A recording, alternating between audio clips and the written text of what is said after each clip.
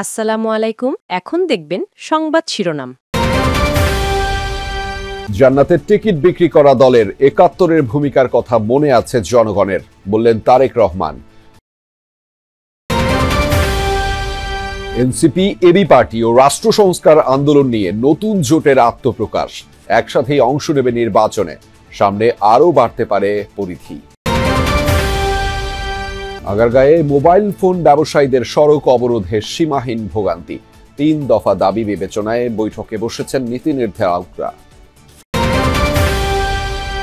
অভ্যুত্থানের অজ্ঞাত ১১৪ শহীদের পরিচয় শনাক্তে দেহাবশেষ উত্তোলন শুরু। রায়ের বাজারে নিখোঁজদের স্বজনদের ভিড়। এতক্ষণ দেখছিলেন সংবাদ শিরোনাম, এখন দেখবেন বিস্তারিত। দেশের জন্য কঠিন সময় অপেক্ষা করছে, ষড়যন্ত্র হচ্ছে বিভিন্ন জায়গায়। এমন সতর্কবার্তা দিয়ে বিএনপির ভারপ্রাপ্ত চেয়ারম্যান তারেক রহমান বলেছেন, জান্নাতের টিকিট বিক্রি করা দলের ৭১-এর ভূমিকা মনে আছে সাধারণ মানুষের। বলেন, ৭১-এ লাখ লাখ মানুষ হত্যা করে দলটি তাদের জাত চিনিয়েছে। ক্ষমতায় গেলে দুর্নীতির লাগাম টানার পাশাপাশি আইন শৃঙ্খলা পরিস্থিতি নিয়ন্ত্রণে রাখার প্রতিশ্রুতি দিয়েছেন বিএনপির ভারপ্রাপ্ত চেয়ারম্যান। প্রায় ১৪ দিন পর দলীয় কোনো কর্মসূচিতে হাজির হলেন বিএনপির ভারপ্রাপ্ত চেয়ারম্যান তারেক রহমান।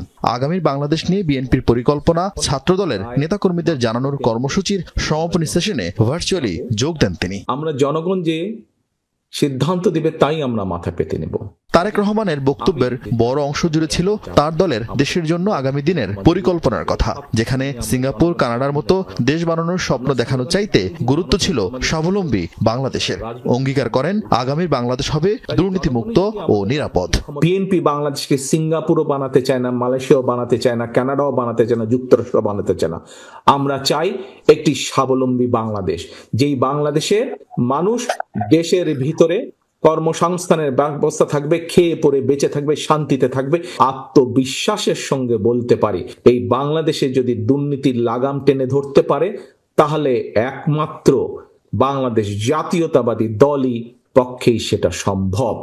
তফসিল ঘোষণা নিয়ে আলোচনার মাঝেই আবারও ফেব্রুয়ারিতে নির্বাচনের গুরুত্ব তুলে ধরেন তিনি। সামনে অনেক কঠিন সময়ে অপেক্ষা করছে আমাদের জন্য। বিভিন্নভাবে বিভিন্ন রকম ষড়যন্ত্র বিভিন্ন জায়গায় হচ্ছে। এই ষড়যন্ত্র রুখে দেবার একমাত্র উপায় হচ্ছে গণতন্ত্র, গণতন্ত্র এবং গণতন্ত্র। আমরা আগামী ২ মাস পরে একটি নির্বাচন প্রত্যাশা করছি। এছাড়া ভোট টানতে জামায়াতের নির্বাচনী কৌশলের সমালোচনা করেন বিএনপি। জুলাই গণঅভ্যুত্থানের অঙ্গীকার রক্ষা ও নতুন রাজনৈতিক বন্দোবস্ত বিনির্মাণে আগ্রহী ৩টি দল নিয়ে গণতান্ত্রিক সংস্কার জোট ঘোষণা করেছে এনসিপি, এবি পার্টি ও রাষ্ট্র সংস্কার আন্দোলন। ঢাকা রিপোর্টার্স ইউনিটিতে এক সংবাদ সম্মেলনে এই জোটের ঘোষণা দেন এনসিপির আহ্বায়ক Nahid Islam.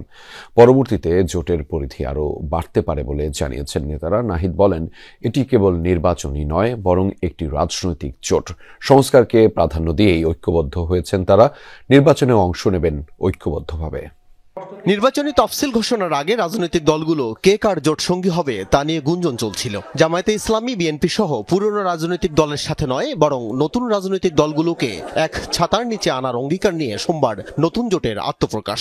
NCP, AB party ও রাষ্ট্র সংস্কার আন্দোলনের এই জোটের নাম গণতান্ত্রিক সংস্কার জোট, যার মুখপাত্র নাহিদ ইসলাম। অর্থনৈতিক সংস্কার, গণতান্ত্রিক সংস্কার, এই দুইটি সংস্কারকে প্রাধান্য রেখে আমরা এই দলগুলো ঐক্যবদ্ধ হয়েছি। জোটের ঘোষণা আসে আওয়ামী লীগ সরকারের পতনের ১ দফার ঘোষক নাহিদ ইসলামের কাছ থেকে। এনইআইআর সংস্কার, সিন্ডিকেট প্রথা বাতিল এবং মোবাইল ফোন আমদানির সুযোগ উন্মুক্ত করার ৩ দফা দাবি আদায়ে সারাদিন আগারগাঁয়ে বিটিআরসি ভবনের সামনে অবস্থান করছেন আন্দোলনরত মোবাইল ফোন ব্যবসায়ীরা। সারা দেশে মোবাইল ফোনের দোকানও বন্ধ রেখেছেন তারা। মাঝে আগারগাঁওয়ে সড়কও অবরোধ করলে দেখা দেয় তীব্র যানজট। সীমাহীন ভোগান্তিতে পড়েন সাধারণ মানুষ। দফায় দফায় আলোচনা হলেও দাবি আদায় না হওয়া পর্যন্ত রাজপথ না ছাড়ার হুঁশিয়ারি দিয়েছে মোবাইল ব্যবসায়ী কমিউনিটি। এনইআইআর ব্যবস্থা বাস্তবায়নের আগে সংশোধনের দাবিতে রবিবার সকালে বিটিআরসি ভবনের সামনে অবস্থান নেয় সারা দেশ থেকে আসা মোবাইল ব্যবসায়ীরা। রোববার সকাল 10টা থেকে ভবন ঘেরাও এবং আগারগাঁও মেট্রো স্টেশনের নিচে সড়ক অবরোধ করেন আন্দোলনকারীরা।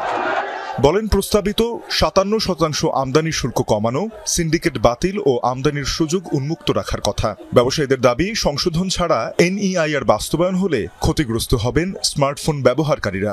আমরা অসংখ্য বার বলেছি আমাদেরকে যে নির্ধারিত ট্যাক্স আছে সেটা লাঘব করে দিয়ে বৈধভাবে ব্যবসা করতে দেওয়া হোক। পার্সোনাল যে ডকুমেন্টসগুলো এগুলা সরকারের কাছে চলে যাবে, মানে সরকারের কি এটার নিশ্চয়তা দিতে পারবে এই ডকুমেন্টসগুলো তাদের কাছে সেফ থাকবে।